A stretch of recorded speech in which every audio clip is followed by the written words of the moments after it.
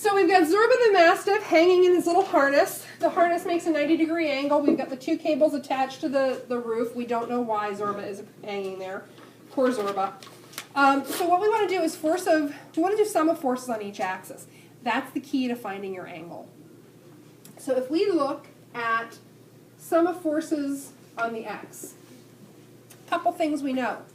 According to the problem, is Zorba moving left to right? No. So sum of forces on the x has to equal what? 0. All right. Now, what we also know is that for each of these force of tensions, I'm going to draw in another color here, there is a component of that force of tension acting on the y and a component acting on the x.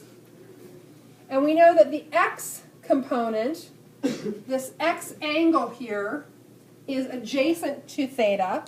So the force, here let's draw this, force of tension 1 on the x is going to equal what? It's adjacent. Cosine. Force of tension times cosine of theta.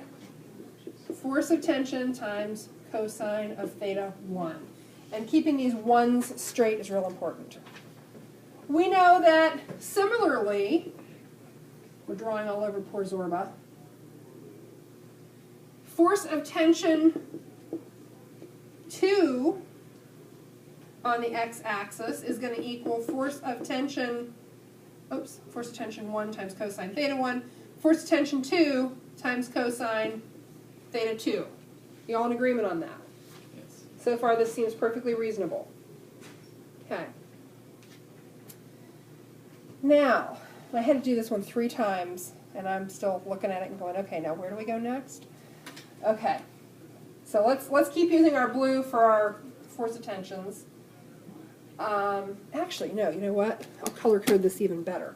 I'll do you one better. We'll do force of tension 2 in red. Okay. All right. So, sum of forces on the x equals 0, and it's equal to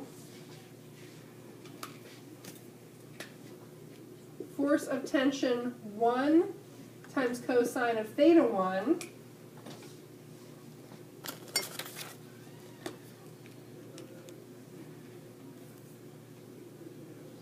okay, because they're, and so here's the thing where your book handles negatives differently than I would.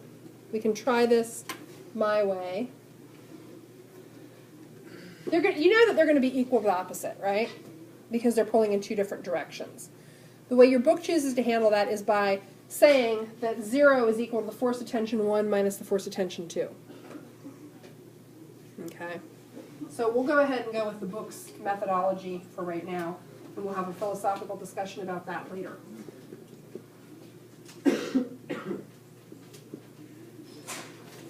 Okay, so far that's what we have. Now, we've got a couple things that are going to come in handy. We have this item right here. So knowing that, we can say that this is actually 2 f of t2 times cosine of theta 1 minus f of t2 cosine theta 2, and that whole mess is still equal to 0. Still agreed? Okay. So, something interesting here.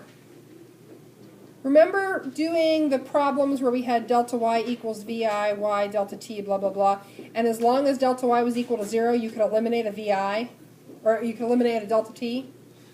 So if we divide both sides by f of t2, that's legal. We can do that. So what we end up with is 0 equals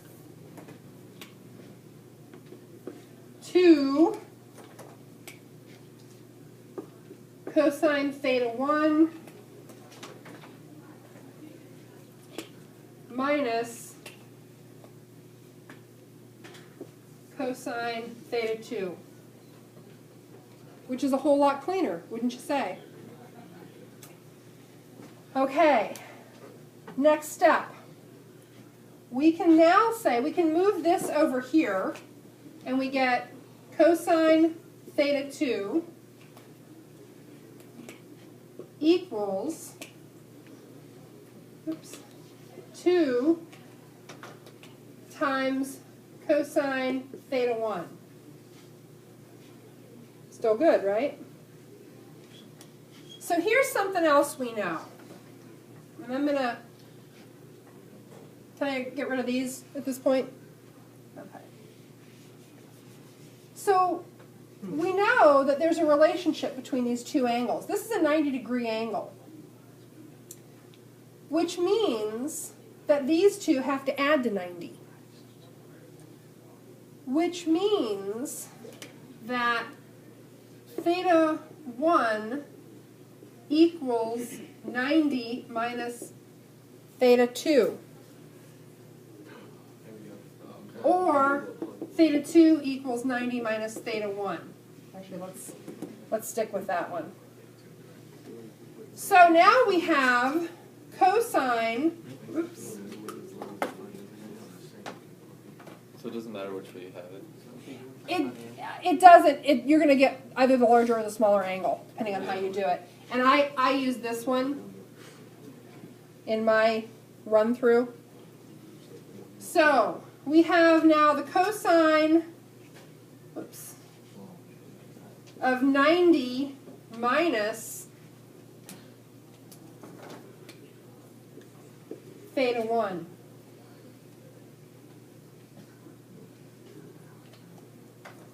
And that's equal to 2 times the cosine of theta 1. Okay, I guess I'm switching all to black now. Sorry. All right. Do you want me to go back to the colors? No. Okay. So here's an interesting point. You can prove this to yourself. Whenever I'm doing a trig identity, and who did I walked through this with you the other day. If I think something is true, I'll put forth 3 cases for myself to double check my logic. And sometimes on the first case you realize, oh, no, it's not true. Sometimes on the first case it is true, but it's only true for certain values. So here's the interesting thing to remember. That the cosine of 90 minus any angle equals the sine of that angle. This is a trigonometric identity. We can do the geometric proof later if you want. You can look at any triangle, and this is just a true relationship. You can also plug in a bunch of numbers. You know, 90 minus 32 cosine equals sine of 32. Cosine of 90 minus 61 equals sine of 61. So you can plug in any numbers you want. It's the same thing. So now what we have here is the sine of theta 1 equals 2 times the cosine of theta 1. Anybody see where this is going?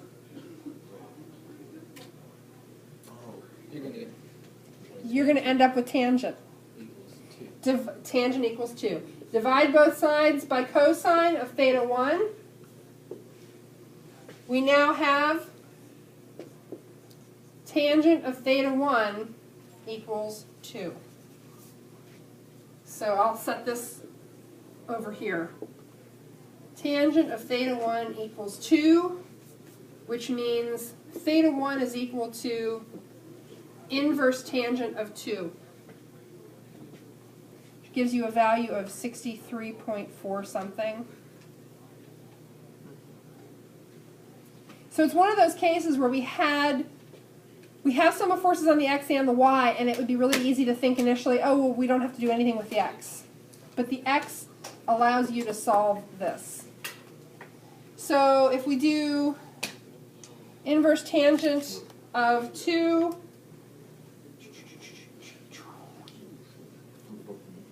whoops, second function, tangent of 2, yeah, we get 63 0.434948882, and knowing this, then theta 2 is 90 minus theta 1, theta 2 is 26.565051. So if you had subbed this value in, you would have been taking the inverse tangent of 1/2. And then you would have gotten your 26. So second function, tangent 0.5, and you get your 26.56. Okay? We good with the angles? We'll walk back through this in slow motion if we need to. So I'm going to stop this video here.